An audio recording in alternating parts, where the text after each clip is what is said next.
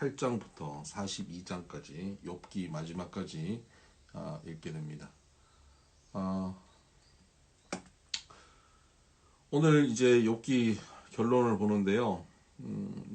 28장부터 나오는 내용은 이제 욥의 대답들이 이제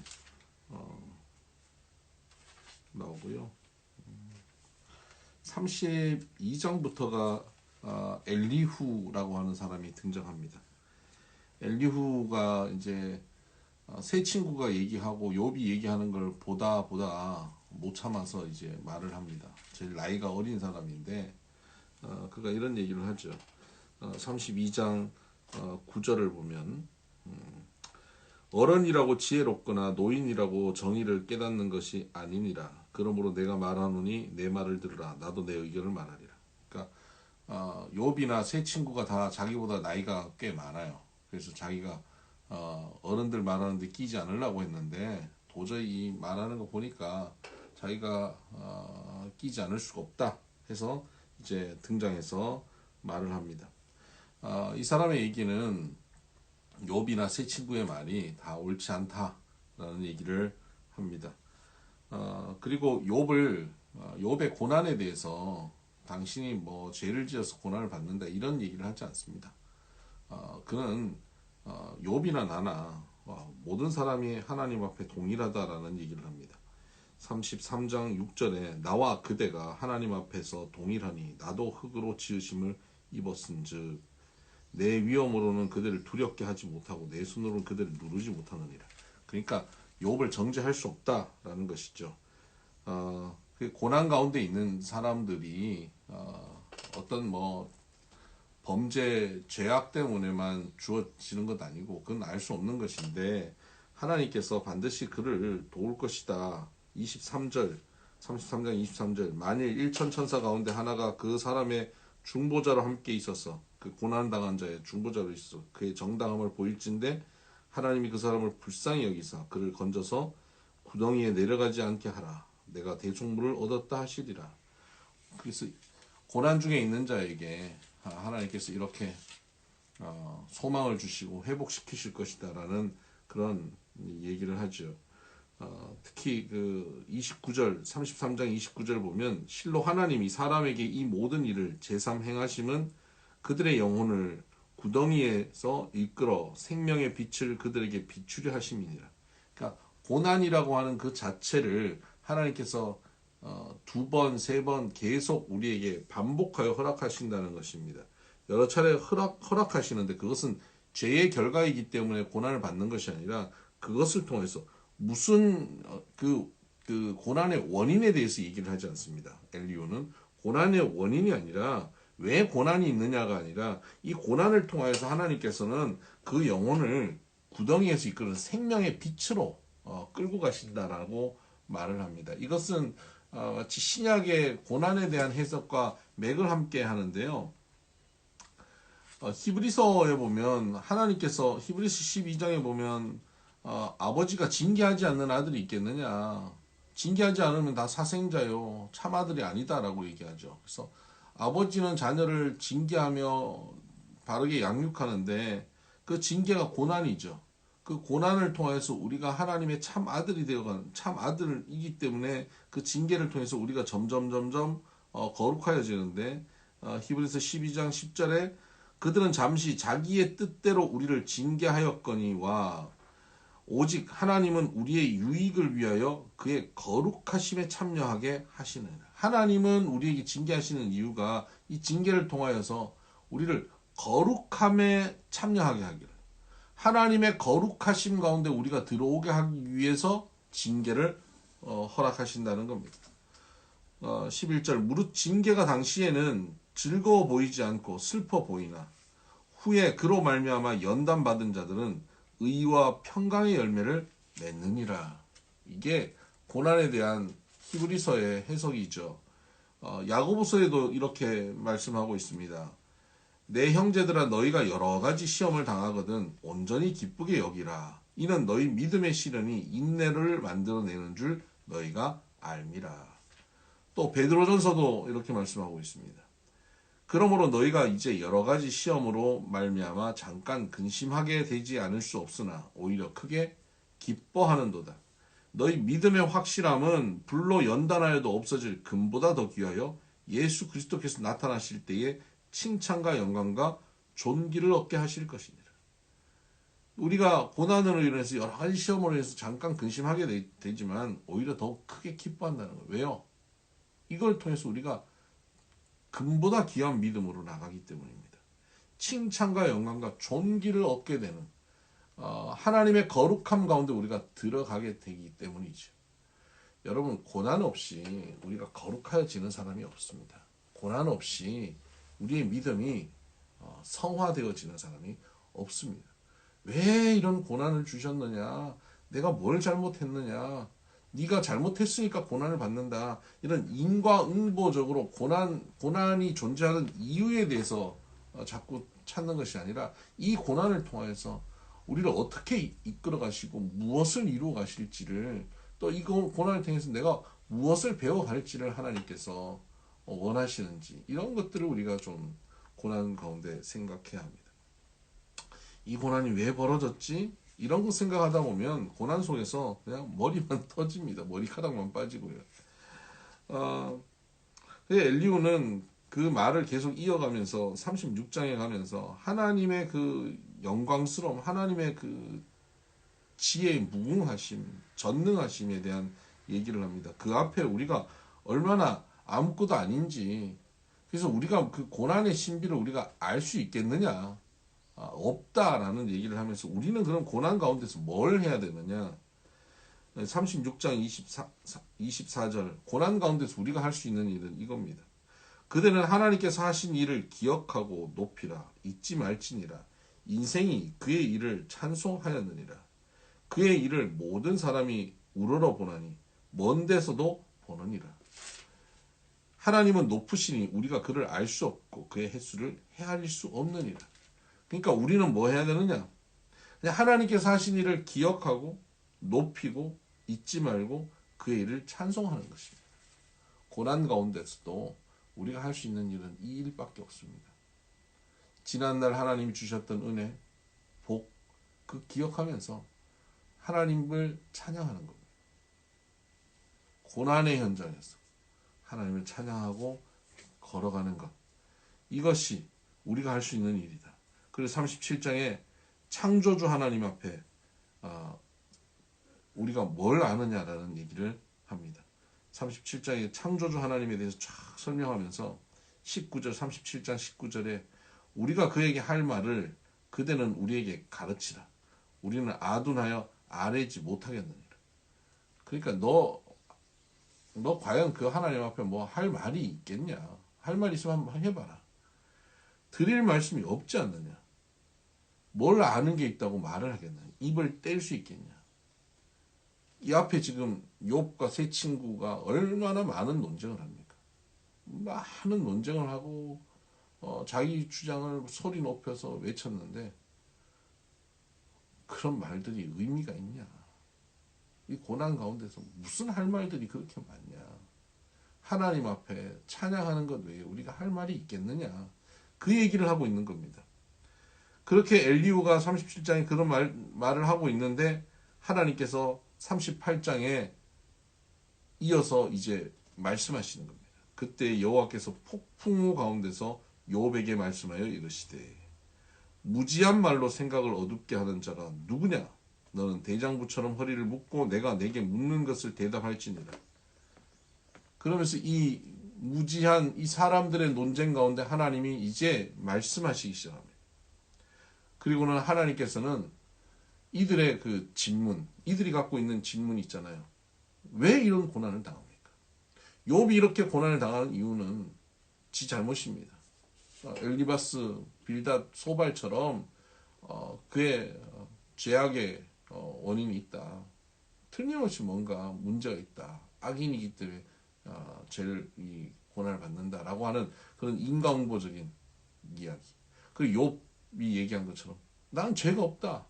하나님 앞에 떳떳하다. 나는 이런 고난을 당해야 될 이유가 없다. 하나님이 지금 이해할 수 없다. 그렇게 소리 지르던 욥의 주장. 이 모든 것 앞에 하나님께서 말씀하시는 거예요. 무지한 말로 생각을 어둡게 하는 자가 누구냐? 너희들이 지금 무지한 말로 어둡게 한다는 거예요. 그리고 하나님께서 물어보시는 겁니다.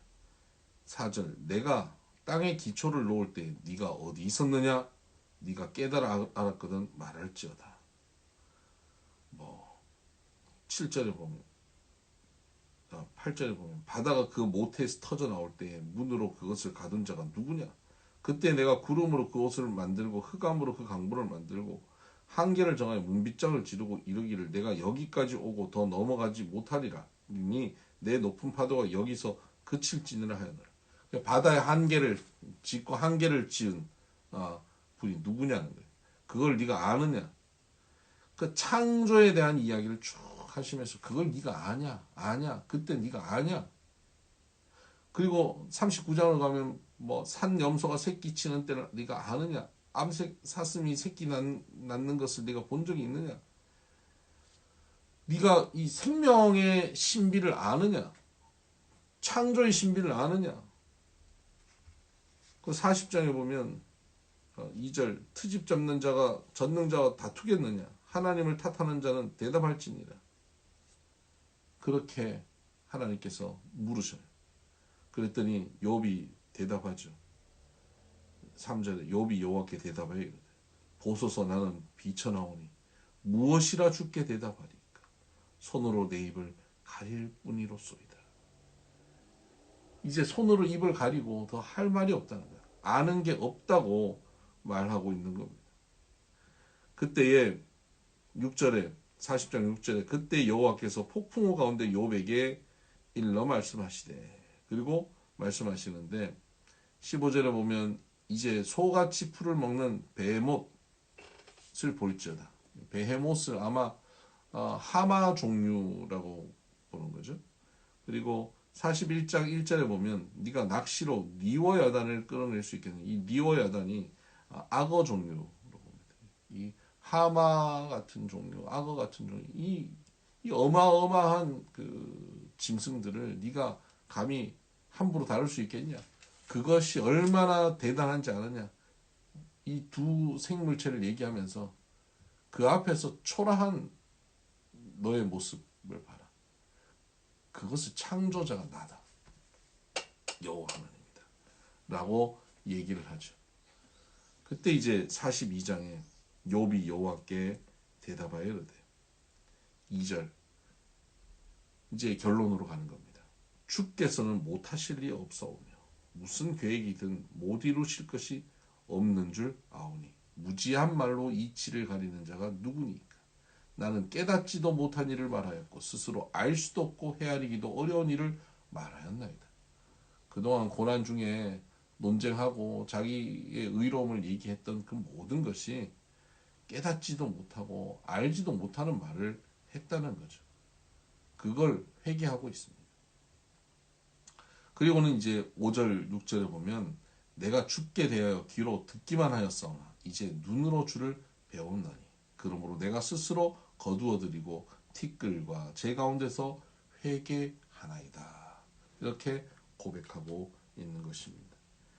욥이 이제 깨닫고 하나님 앞에 이제 귀로만 들었던 하나님이 아니라 이제 눈으로 주를 뵙게 됐습니다. 하나님과 더 이제 친밀한 관계로 나간 것이죠. 그러니까 고난 가운데 하나님과 대화를 통해서 하나님과의 만남을 통해서 굉장히 성숙하고 친밀한 관계 가운데 들어가게 되는 것이죠. 이 거룩이라고 하는 겁니다.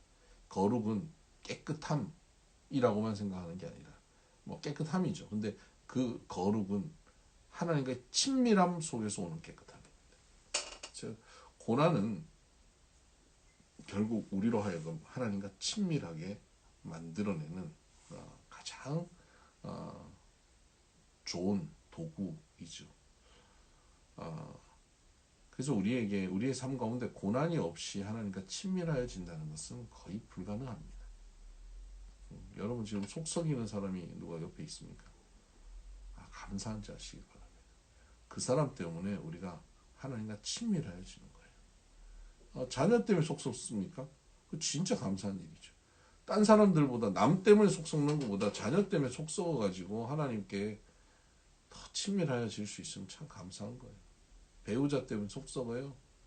감사한 거예요. 하나님께 그 사랑하는 배우자를 통해서 하나님과 친밀해지는 거 감사한 일이에요.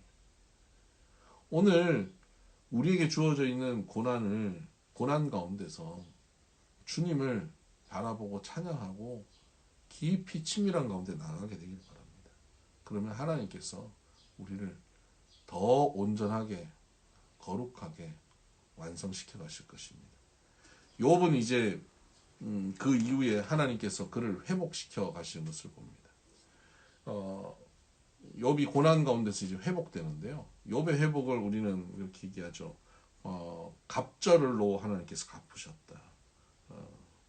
42장 어디 나옵니까? 네, 갑자기 못 찾겠네요. 예. 42장 10절. 욥이 그의 친구들을 위하여 기도할 때 여호와께서 욥의 공경을 돌이키시고 여호와께서 욥에게 이전 모든 소유보다 갑절이나 주시니라. 그래서 갑절이나 주셨다. 그래서 욥이 회복되는데요. 그래서 우리 욥의 회복은 하나님께서 그 소유를 갑절을 회복시켰다. 이렇게 결론 짓는데 사실 욥의 회복은 이 소유 물질의 회복 이전에 관계 회복에서부터 출발한다는 것을 아셔야 합니다. 그러니까 우리 고난 가운데서 우리 회복은요. 어떤 상황이나 환경의 회복 이전에 관계 회복에서 시작됩니다. 여러분 고난 속에서 관계 회복이 이루어져야 그 다음에 그 상황의 회복이 온다는 사실을 반드시 기억하셔야 됩니다. 욥에 있어서 관계 회복이 뭡니까? 하나님과의 관계 회복이 우선이었습니다. 42장 5절에 내가 죽게 되어 귀로 듣기만 하였으나 이제는 눈으로 주를 배움나이다. 그러므로 내가 스스로 거두어드리고 티끌과 제 가운데 회개하나이다. 하나님 앞에 이제 회개하게 되고요. 하나님을 더 친밀하게 만나게 된 것입니다. 하나님과의 관계가 더 성숙해진 것이죠. 이 관계 회복이에요. 고난을 통해서 하나님에 대한 의심이 생겼고 하나님에 대한 불신앙도 생겼었고 원망도 생겼었지만 억울함도 생겼고 그렇죠. 그랬는데 이 고난의 과정을 통해 하나님 말씀하심을 듣고 하나님을 이제는 눈으로 보게 된 것. 더 친밀해지고 자기 입을 가리고 자기 무지함을 인정하고 하나님 앞에 나가게 되는 하나님과의 관계가 회복되어지는 것이죠. 여러분 고난 가운데서 우리가 하나님과의 관계가 회복되어지는 것이 회복의 중심입니다. 그리고 난 다음에 그 다음 또 관계는 주변 사람과의 관계입니다. 7절을 보면 42장 7절 여호와께서 욥에게 이 말씀을 하신 후에 여호와께서 대만 사람 엘리바스에게 이르시되 내가 너와 내 두 친구에게 노하나니 이는 너희가 나를 가리켜 말한 것이 내 종 욥의 말같이 옳지 못함이니라. 그런즉 너희는 수소 7과 순양 7을 가지고 내 종 욥에게 가서 너희를 위하여 번제를 드리라. 내 종 욥이 너희를 위하여 기도할 것인즉 내가 그를 기쁘게 받으리니 너희가 우매한 만큼 너희에게 갚지 아니하리라. 이는 너희가 나를 가리켜 말한 것이 내 종 욥의 말같이 옳지 못함이니라. 욥의 세 친구가 욥에게 가서 번제를 드리고 욥에게 사과하라는 겁니다. 욥과의 관계를 회복하라는 거예요. 화목제인 거죠. 회복시키라는 거죠. 그러면 욥이 너희를 위해서 기도한다는 겁니다. 그때 내가 그를 기쁘게 받을 것이다. 너희들의 말이 욥의 말같이 옳지 않았다. 욥도 말 잘 못했어요. 실수한 말들 많았죠. 근데 이들의 말한 거는 하나하나 틀린 게 없었어요. 다 옳은 말들을 했습니다. 얼마나 옳은 말을 기분 나쁘게 하는지 참 몰라요. 능력이죠. 그러니까 옳은 말이 옳은 게 아니다라고 하나님께서 말씀하시는 거예요. 옳지 못하다라고 말씀하시는 거죠. 이 세 친구의 말이 구구절절 옳은데 그런데 그것이 옳지 않다고 말합니다. 여러분 그냥 우리가 말이 논리적으로 옳다고 옳은 게 아니에요. 그 상황에 그 사람의 지금 적절하게 말하지 못하는 것, 그 옳지 않은 겁니다. 하나님께서는 인격적이신 하나님이십니다. 공감하지 않고 내 주장만, 내가 옳다고 생각하는 것만 그렇게 말하는 것, 그게 폭력이 됩니다. 여러분, 진리를 가진 사람들이 얼마나 폭력적일 수 있는지에 대해서 제가 여러 번 말씀드렸지 않습니까? 내가 옳기 때문에 상대방이 틀렸다고 생각하면 목소리 올립니다. 내 말이 맞지? 봐! 이렇게. 이게 폭력적인 거예요. 이 폭력이 십자군 전쟁을 일으키고요. 이 폭력이 이슬람의 원리주의, 이 진리에 대한 그 폭력이 이슬람의 원리주의를 만들어내는 것 아닙니까? 옳지 않은 거예요. 옳지 않았던 사람들이 이제 욥에게 가서 사과하라는 겁니다. 그러면 9절 이에 대만 사람 엘리바스와 수아 사람 빌닷과 나아마 사람 소발이 가서 여호와께서 자기들이 명령하신 대로 행하니라. 여호와께서 욥을 기쁘게 받으셨더라. 그렇게 해서 하나님께서 욥을 기쁘게 받으셨다. 그 관계가 회복되어질 때 기쁘게 받으셨다. 여기서 욥을 기쁘게 받으셨다는 원어로 설명하면 욥의 얼굴을 들어주셨다. 욥을 회복시켜 주셨다는 거예요. 이 사람과의 관계가 회복되어질 때 욥을 완전히 회복시켜 주십니다. 10절 욥이 그의 친구들을 위하여 기도할 때 이제 완전히 회복되어서 친구를 위해서 축복하며 기도하게 되는 겁니다. 그때 여호와께서 욥의 공경을 돌이키시고 여호와께서 욥에게 이전 모든 소유보다 갑절이나 주신지라. 여러분, 관계가 회복되어지고 하나님께서 회복시켜 주시고 그리고 그 관계를 정말 이제는 축복으로 기도할 때 욥의 모든 소유가 갑절이나 더하는 이 환경의 회복까지 따라오게 된다는 것입니다. 여러분, 고난을 통해서 우리가 이렇게 하나님과 깊이 관계가 회복되어지고 주변과의 관계가 회복되어지고 그래서 우리의 모든 삶의 모든 모습 속에서 하나님 주시는 회복이 일어나게 되기를 주의 이름으로 축복합니다. 네, 오늘도 주의 말씀과 동행하는 하루 되십시다. 샬롬 축복합니다.